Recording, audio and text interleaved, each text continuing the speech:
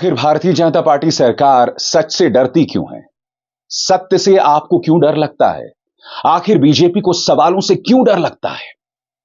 और अगर भारतीय जनता पार्टी का मकसद फर्जी खबरों पर काबू पाना है, तो क्या बीजेपी ने कभी अपने गिरेबान में झांक कर देखा है?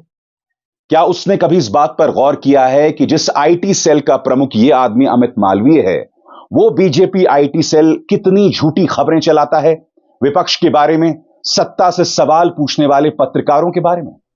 और सबसे बड़ी बात, ये वो भारतीय जनता पार्टी है दोस्तों, जो अक्सर उन पत्रकारों का समर्थन करती है जो फर्जी और भड़काऊ खबरें चलाते हैं।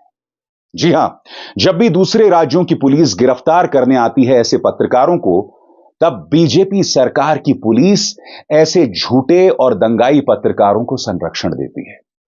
अब आप ये कहेंगे कि ये मैं क्या बातें कर रहा हूं दोस्तों, तो मैं आपको बतलाना चाहूंगा दोस्तों, सरकार जो पहला सत्र शुरू हो रहा है एनडीए सरकार का, अब मोदी सरकार तो नहीं रही क्योंकि भाजपा को बहुमत नहीं मिला है, तो ये जो सत्र शुरू हो रहा है वो एक बिल ला रहा है जिसका नाम है डिजिटल इंडिया बिल।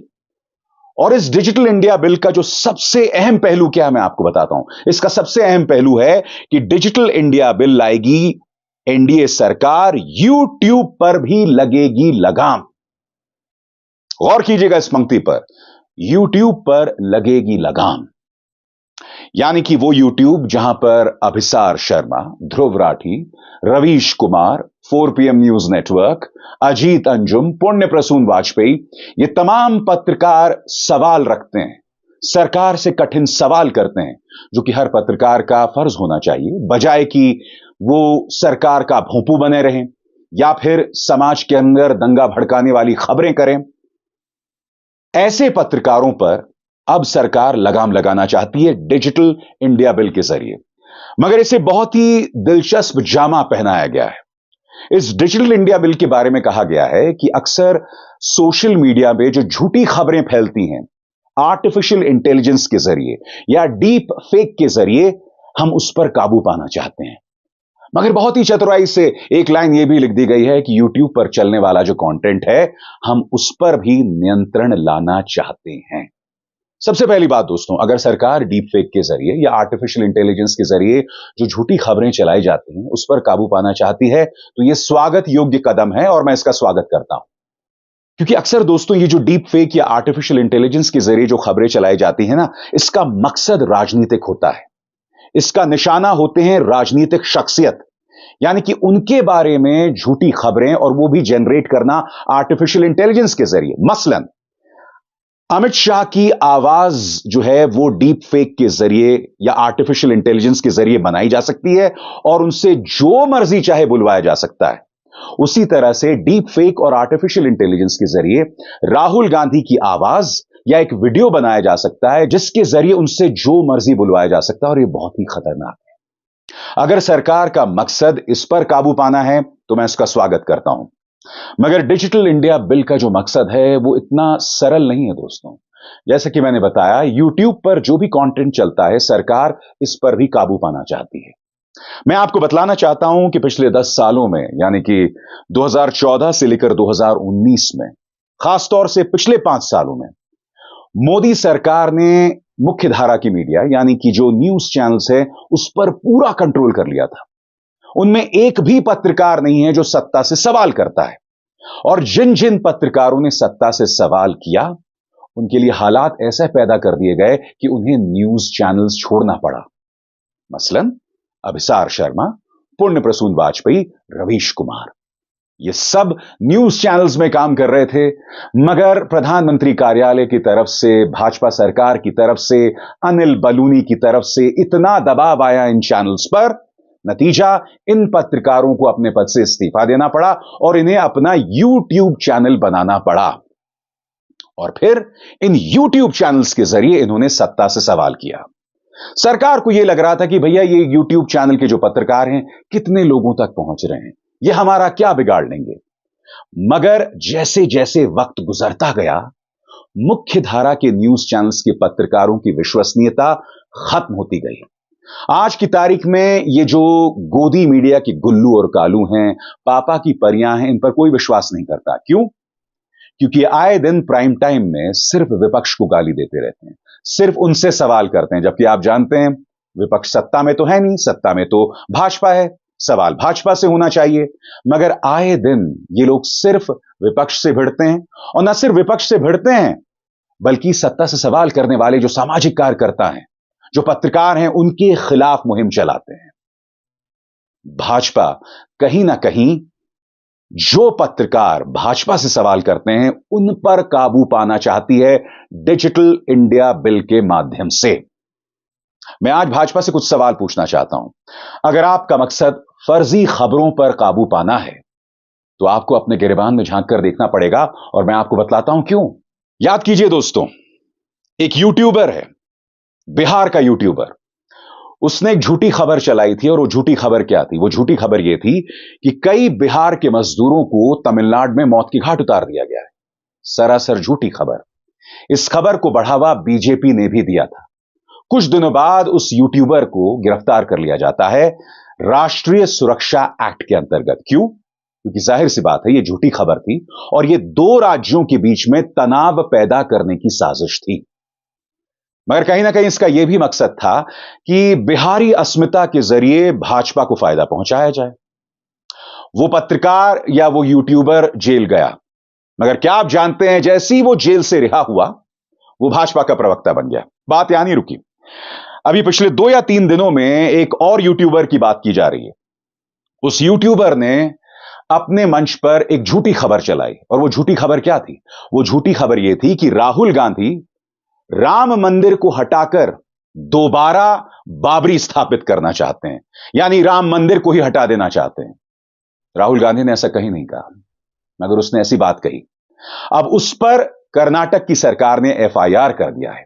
मगर क्या आप जानते हैं, वो यूट्यूबर यह दावा कर रहा है कि उसे प्रधानमंत्री कार्यालय, गृह मंत्रालय की तरफ से फोन कॉल आए कि यह मामला हमारे संज्ञान में है और हमारी पैनी निगाह है, आप चिंता मत करिए। एक यूट्यूबर जो झूठी खबर चला रहा है, खुलकर गृह मंत्रालय और प्रधानमंत्री कार्यालय इसका समर्थन कर रहा है। कम से कम उस यूट्यूबर का यह दावा है। हमारे सामने 2 मिसालें दोस्तों, दोनों यूट्यूबर्स, दोनों झूठी खबरें चला रहे थे। एक भाजपा का प्रवक्ता बन गया और दूसरे के लिए पूरी की पूरी भाजपा की जमात जो है उसके समर्थन में आ गई। इसीलिए मैं कह रहा हूं, भाजपा को अपने गिरेबान में झांक कर देखना पड़ेगा। आप जो डिजिटल इंडिया बिल ला रहे हैं, आपका मकसद ऐसे यूट्यूबर्स पर काबू पाना है जो झूठी खबरें चलाते हैं, जो समाज के अंदर दंगा भड़काने की कोशिश करते हैं। और चलिए यूट्यूबर्स को भूल जाइए, मैं आपके सामने कुछ मिसाल रखना चाहता हूं। आपको याद है, जी न्यूज का वो एंकर प्राइम टाइम रात 9 बजे राहुल गांधी के बारे में एक झूठी खबर चलाता है। उसे गिरफ्तार करने के लिए छत्तीसगढ़ पुलिस पहुंचती है, मगर बीच में आ जाती है यूपी पुलिस। यूपी पुलिस उसे जेल में डाल देती है। क्यों? ताकि छत्तीसगढ़ पुलिस उसे गिरफ्तार ना कर सके। आपको याद है, मुकेश अंबानी का यह पत्रकार, इसने एक झूठी खबर चलाई थी। और वो झूठी खबर क्या थी कि साहब, जहांगीरपुरी में जो बुलडोजर चला था उसी के प्रतिशोध में अलवर में बुलडोजर चलाया गया था। सरासर झूठी खबर, दंगा भड़काने वाली खबर। और यह पत्रकार वहां नहीं रुका, उसने उज्जैन के बारे में भी एक झूठी खबर चलाई थी। और वो झूठी खबर क्या थी कि छत पर खड़े 3 मुसलमानों ने, जिनमें 2 नाबालिग थे, उन्होंने एक धार्मिक जुलूस पर थूकना शुरू किया या पानी फेंका।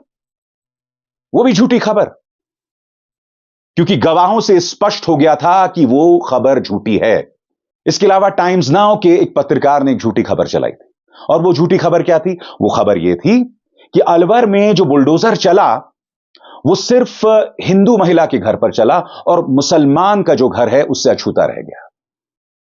बार बार यह किया जाता है दोस्तों, और लगातार किया जाता है। भाजपा के अपने नेता झूठ बोलते हैं। प्रधानमंत्री नरेंद्र मोदी, याद कीजिए, चुनावी सभाओं में उन्होंने कांग्रेस के घोषणा पत्र के बारे में कितनी गलत बयानी की थी, लगातार की थी, बार बार की थी कि कांग्रेस के घोषणा पत्र में लिखा हुआ है कि तुम्हारा मंगलसूत्र जो है मुसलमानों को दे दिया जाएगा, तुम्हारी संपत्ति, मुसलमान जो घुसपैठी हैं, ज्यादा बच्चा पैदा करने वाले हैं, उन्हें दे दिया जाएगा, तुम्हारी 2 भैंसों में से 1 भैंस दे दी जाएगी।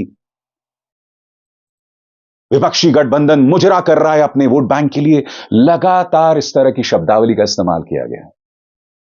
प्रधानमंत्री ने यह तक कहा कि कांग्रेस सत्ता में आ गई तो राम मंदिर पर बाबरी ताला लगा देगी। आप जानते हैं दोस्तों, ये संभव नहीं है, क्योंकि हमारा राम मंदिर अपने वजूद में, अपने अस्तित्व में आ गया है।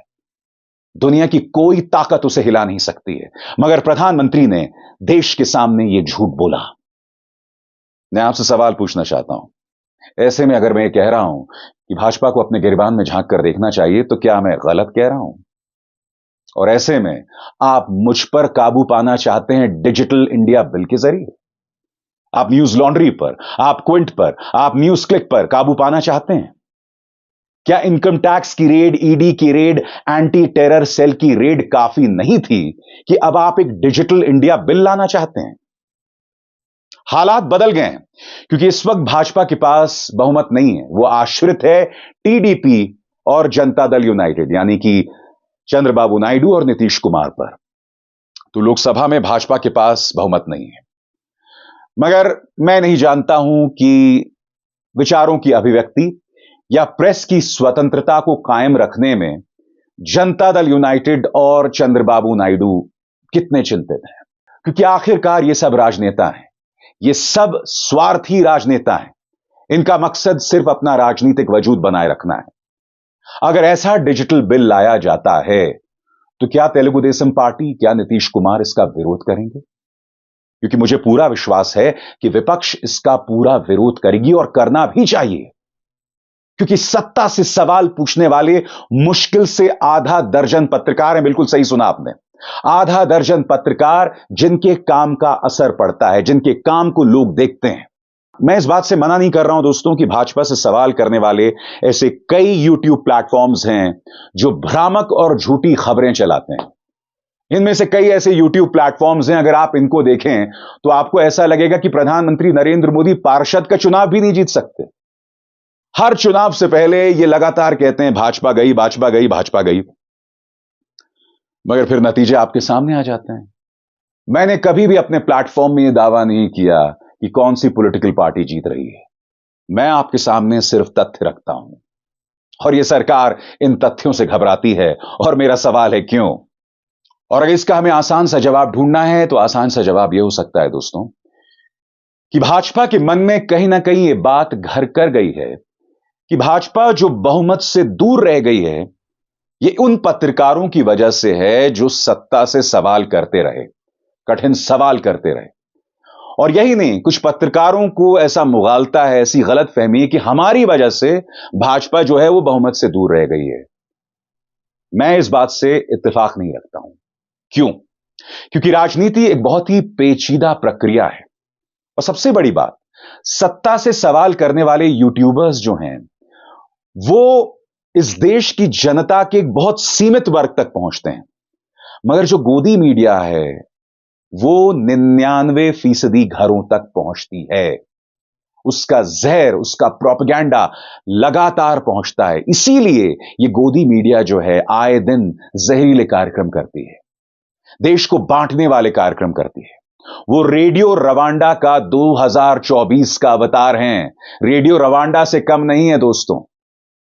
क्यों? क्योंकि जब वो झूठी, भड़काने वाली, बांटने वाली खबर चलाते हैं, हिंदुओं और मुसलमानों को बांटने वाली खबर चलाते हैं, तो इसका फायदा सिर्फ एक पॉलिटिकल पार्टी को होता है। इसीलिए जब अन्य राज्यों की पुलिस इन पत्रकारों को गिरफ्तार करने आती है, तब भाजपा की पुलिस सीना तान के सामने खड़ी हो जाती है। मैं नहीं भूला हूं, एएनआई के अंदर यह कार्यक्रम हुआ था दोस्तों, और इस चंडाल चौकड़ी ने दावा किया था कि ये 3 पत्रकार सबसे ज्यादा देखे जाते हैं। Number 1 Abhisar, number 2 Ravish Kumar, number 3 Dhruv Rathee. सरकार इन पर काबू पाने के लिए क्या कर रही है, या फिर इनके जवाब में सरकार क्या कर रही है? आपको याद है कि आप भूल गए? फिर से सुनिए क्या कहा जा रहा था। When you were talking about Dhruv Rathi and all, now this is what it is. This is the top among the top now. Those who are doing number 3 पे अभिसार शर्मा, नंबर 4 पे रवीश कुमार ऑफिशियल, नंबर 5 पे Dhruv Rathee has not been able to deal with an ecosystem or promote an ecosystem to put its point of view. ये अपने आप में कितनी खतरनाक सोच है दोस्तों।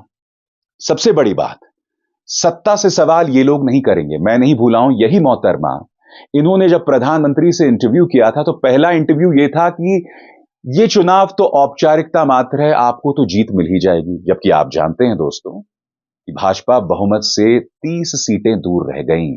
और अब मुंबई उत्तर पश्चिम और कई अन्य सीटों से खबरें आ रही हैं कि किस तरह से गड़बड़ झाला किया गया।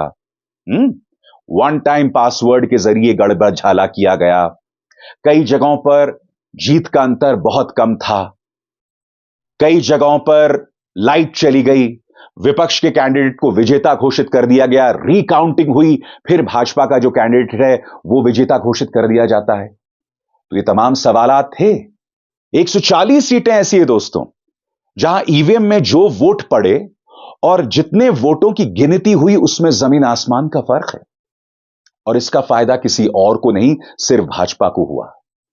चुनावों में वोटिंग के दौरान जितनी भी तस्वीरें आईं जहां कोई एक व्यक्ति 8 बार वोट डाल रहा है या जिसने ईवीएम कोई हाईजैक कर दिया, इन सभी में जो तस्वीरें सामने उभर कर आई वो या तो भाजपा के कार्यकर्ता थे या भाजपा के नेता के बेटे थे।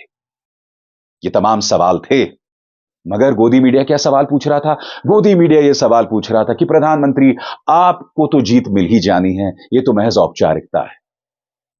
यह वो मीडिया है, यह कभी आपके सवाल नहीं उठाएगा, यह सिर्फ भाजपा की चाटुकारिता करेगा। मगर अगर चाटुकारिता करने तक सीमित होती बात तो समझ आती। ये दंगा भड़काऊ हैं लोग, ये झूठ बोलते हैं, ये फेक न्यूज चलाते हैं। और मैं एक बात स्पष्ट कर दूं दोस्तों, गलतियां हम सबसे होती हैं। मुझसे भी गलतियां हुई हैं, मगर जब भी मुझसे कोई गलती हुई है मैंने उसके लिए खेद जताया है। मैंने उस भ्रामक खबर को हटा दिया है। मगर वो खबर इतनी बड़ी या गंभीर नहीं थी जिससे समाज के अंदर दंगा भड़क जाए। नहीं, वो बहुत छोटी खबर थी। मसलन किसी गलत स्क्रीनशॉट का इस्तेमाल, उसके अलावा कुछ नहीं। मगर फिर भी अपनी जिम्मेदारी को समझते हुए मैंने खेद जताया है और उस खबर को हटा दिया है। कई बार मैं ऐसे शो कर लेता हूं और शो करने के बाद उसका प्रसारण नहीं करता हूं, क्योंकि मुझे लगता है कि मैं इसकी सत्यता के बारे में पूरी तरह से आश्वस्त, पूरी तरह से कन्विंस्ड नहीं हूं। और जब मैं खुद कन्विंस नहीं होता तो मैं वो खबरें नहीं करता हूं। इसलिए आज मैं आपसे सवाल पूछना चाहता हूं कि क्या हमें ऐसे डिजिटल इंडिया बिल की जरूरत है? क्योंकि हम इस बात को बखूबी जानते हैं कि मुख्य धारा का मीडिया आपके सवाल नहीं उठाता है। सवाल कौन उठाता है आप इस बात को बखूबी जानते हैं। और सरकार ऐसे ही पत्रकारों पर कंट्रोल करना चाहती है। जैसे मैंने कहा, इनकम टैक्स रेड काफी नहीं थे, ईडी रेड काफी नहीं थे, एंटी टेरर सेल की रेड काफी नहीं थी कि अब आपको डिजिटल इंडिया बिल लाना पड़ रहा है। कुछ तो शर्म कीजिए। अभिसार शर्मा को दीजिए इजाजत। नमस्कार।